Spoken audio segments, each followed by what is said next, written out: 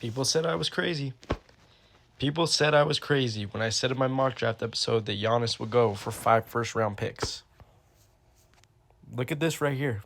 Desmond Bane to the Magic for 4 first-round picks, a first-round pick swap, so basically 5, and Contavious Caldwell Pope and Cole Anthony. 2 players and 5 first-round picks. That was the same asking price for Giannis Antetokounmpo, and now that's probably going to go up because if this is the marker right here for the offseason, which it has in years past, Rudy Gobert, 5 first-round picks, Mikal Bridges, 5 first-round picks, who knows what the asking price is going to be for a Giannis to go end up going to San Antonio.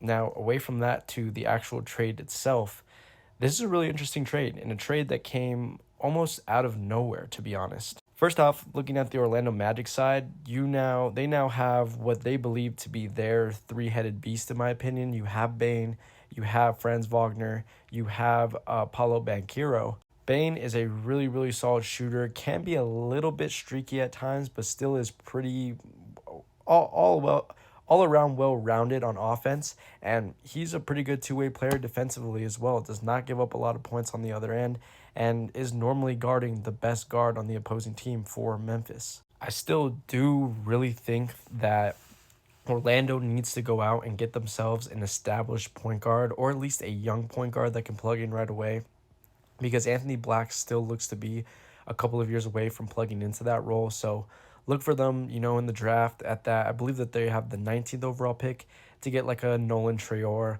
or an Igor Demon or maybe even like a Cam Jones or whatnot. Just an established point guard that can plug right in right away, create shots for the offense, run the offense, because I think that's what they're really lacking. Does this get them any closer to title contention? Probably not. They probably don't make it past New York or Cleveland or Boston, but maybe gets them into the upper echelon, the top half of the Eastern Conference potentially, especially if Philly continues to be riddled by injuries and they continue to stay low within the standings.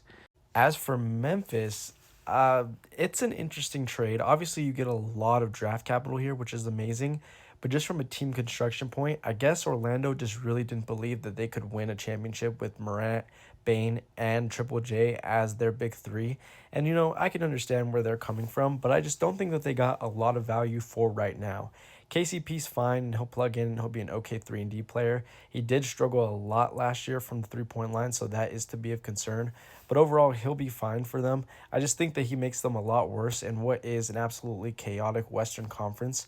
And to be honest, this is just more of a long-term move for them, and I'm not sure how long-term John Morant really is within Memphis, whether it's off-court issues having him or him just even staying with Memphis as a whole. So is there potential here for a Memphis rebuild? I definitely think that there is. Triple J could garner a lot of value.